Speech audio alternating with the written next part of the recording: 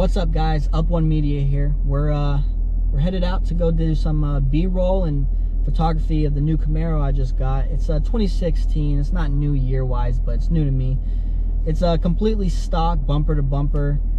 I have a few things done to it, which I'll get into in a little bit, but I figured I'd take this time to tell you what I have planned for the channel. I mean, this is going to be my first build series, so I'm excited to see how it comes out, and any kind of constructive criticism is well appreciated. You know, camera angles, color grading, anything like that. Just any advice would be definitely helpful.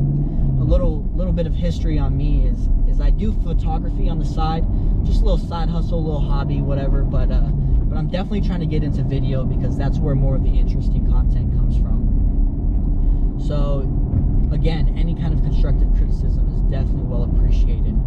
With that being said, some things I have done to the Camaro, which is not a lot, is window tint and like a wicker build. That's it. So that's why I wanted to start this build series now, just due to the fact that there's literally nothing done to this car. So obviously the first thing I'm going to do is a cold air intake and a manifold. But before I do that, I'm still debating on if I want to put a carbon fiber hood on. So on my Instagram, which all of my social media platforms are the same, it's up1_media.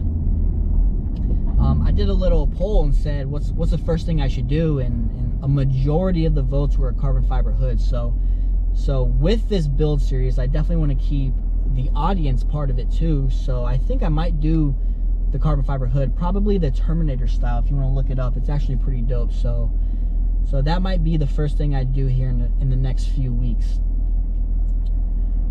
Plans on the car are obviously full bolt-on E85 in tune.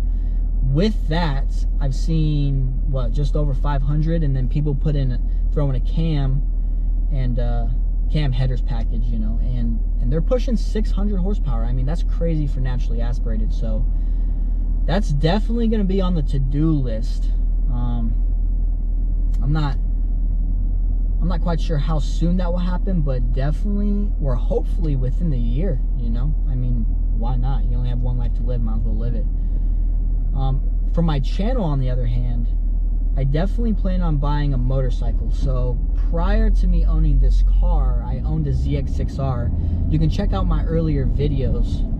I tried to do like a motovlog type thing, but unfortunately my bike got stolen. It was kind of tragic. I woke up to go to work one day and the bike was just gone, so that kind of sucked. And at the same time, I owned a 350Z, which I wish I did more to, but I started having engine problems, and I sold it to some guy that was he had big plans for the car, so I gave him a pretty good deal on it, just because half the engine would stop firing. I believe it was like leaking oil into the combustion chambers, the cylinders, and it would stop the spark plugs from fire.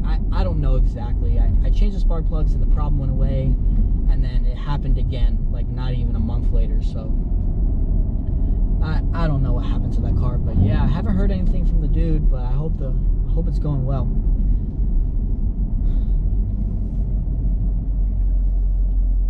But for the motorcycle, I've been looking at the Harley-Davidson Lowrider S, specifically the 2022 model, because they started throwing in the Milwaukee 8-117, and I test drove one, and it pulls. It really does pull. You know, I kind of refuse to even look at Harleys for the past 5-6 years, just due to the fact that I like speed, right? I mean, obviously I know where I use logic. I don't speed through traffic or anything like that, but I never really rode the sport bikes the way that they were supposed to be rode, if that makes any sense. Like, I did a lot of cruising, but I still like the aspect of getting up to speed quickly, because, you know, acceleration's half the fun.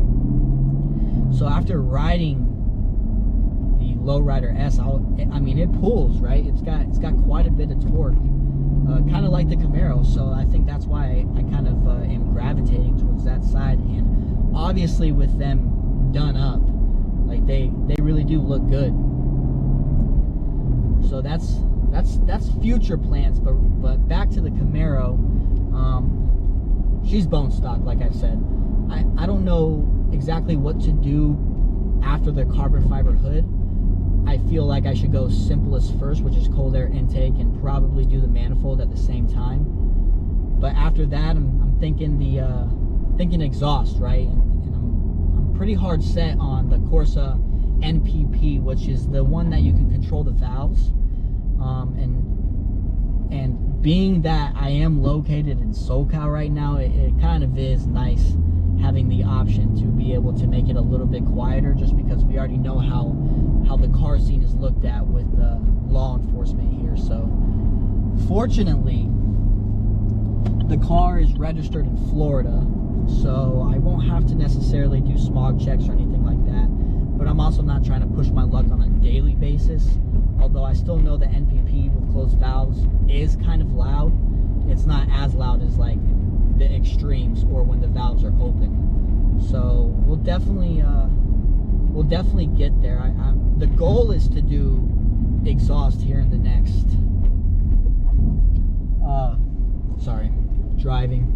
the goal is to do exhaust within the next month and a half or so, so you'll be there for that. And guys, I just got to my destination. I appreciate you checking out my video. Enjoy the rest of the video, and if you enjoy this content and are excited to see how this Camaro build is going to go, just give me a like and subscribe, and I'll see you on the next one.